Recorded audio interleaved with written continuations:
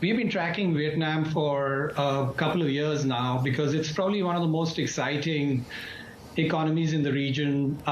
We look at it from a long-term perspective. This is probably the fastest growing market in Southeast Asia. I think JP just made some very valid comments. And for those very reasons, we think the long-term structural growth trends are great.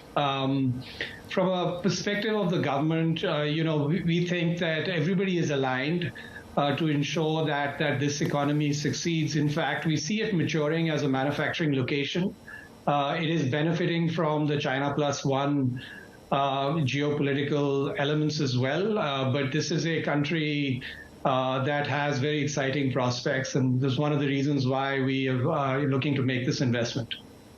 Sarit, this is JP. When you talk about Vietnam, many people always highlight the fact that it's an export and manufacturing powerhouse. They talk about their agricultural potential and even the fact that they're the second biggest producer of coffee in the entire world. Not a lot of people actually highlight the fact that Vietnam itself also has a strong consumer growth story. We talked about almost 100 million people in this country, but can you break down for us the potential based on the demographics in Vietnam and also the potential for consumer growth and consumption growth out in that country?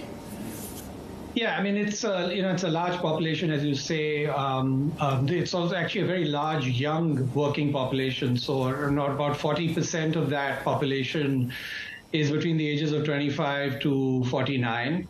This is leading. There is also rapid urbanization. I think the figures that we have is that, the urbanization levels were in the late 30s, 38% in about a year or two ago. This is expected to go to about 44 to 45% within the decade. It is a rising middle class, or expected to double within the next decade. We look at all these trends. This is very similar to the story that we see in India, for example. Again, another country with great demographic dividend, obviously smaller in population size. But, we are very excited about the consumption growth story here.